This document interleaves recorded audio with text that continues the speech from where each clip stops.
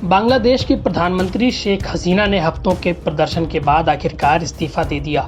शेख हसीना देश छोड़कर भाग गई हैं। प्रदर्शनों में सैकड़ों लोग मारे गए। पिछले महीने से सरकारी नौकरियों में कोटा के खिलाफ प्रदर्शन हो रहा था। ये उनके 15 साल के शासन के दौरान सबसे खराब राजनीतिक संकट था।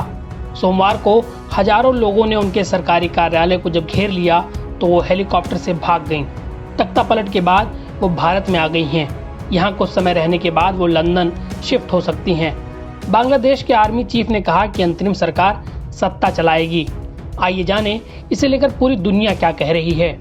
यूके में निर्वासन में रहने वाले बांग्लादेश के मुख्य विपक्षी दल बांग्लादेश नेशनलिस्ट पार्टी के एक्टिंग चेयरमैन तारिक रहमान ने एक्स पर पोस्ट किया, हसीना का इस्तीफा जनता की ताकत को दिखाता है।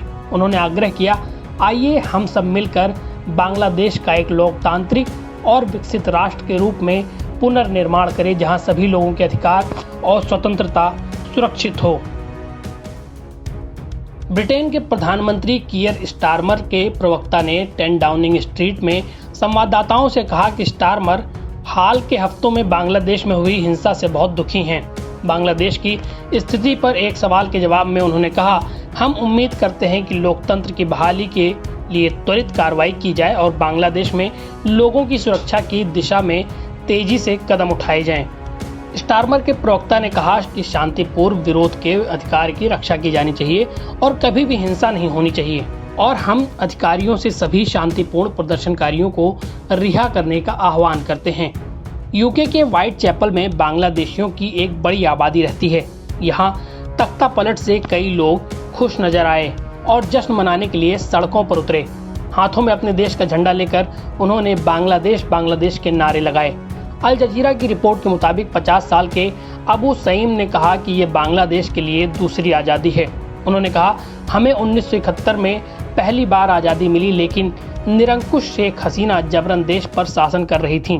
उन्होंने हमसे हमारे अधिकार छीन लिए। उन्होंने हजारों बच्चों को मार डाला। जर्मनी के विदेश मंत्रालय के प्रवक्ता ने कहा कि देश में शांति के बीच जरूरी है कि बांग्लादेश अपने लोकतांत्रिक पथ पर आगे बढ़े। यूरोपीय संघ ने बांग्लादेश में लोकतांत्रिक शासन के लिए व्यवस्थित और शांतिपूर्ण परिवर्तन का आह्वान किया। यूएस ने इस पूरे मामले में बांग्लादेश की सेना की उनके संयम को लेकर सराहना की है। विदेश विभाग के प्रवक्ता ने कहा कि अंतरिम सरकार के गठन की घोषणा का वो स्वागत करते हैं। व्हाइट हाउस ने बांग्लादेश में लोकतांत्रिक अधिकारों का सम्मान करने का आह्वान किया। व्हाइट हाउस के प्रवक्ता ने कहा, हम आग्रह करते हैं कि अंतरिम सरकार का गठन लोकतांत्रिक और समावेशी हो। आज सेना ने जो संयम दिखाया है, हम उसकी सराहना करते हैं।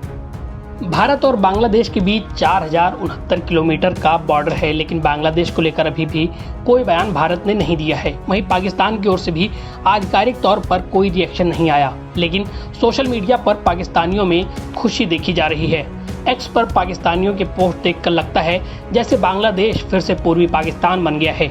वहीं श्रीलंका के विदेश मंत्री अली साबी ने एक्स पर एक बयान में कहा, हम बांग्लादेशी राष्ट्र की लचीलापन और एकता में विश्वास करते हैं और शांति और स्थिरता की जल्द उम्मीद करते हैं। रूसी विदेश मंत्रालय ने कहा, मॉस्को हमारे अनुकूल देश में आंतरिक राजनीतिक प्रक्रियाओं की संवैधानिक तरीके से शीघ्र वापसी की उम्मीद करता है।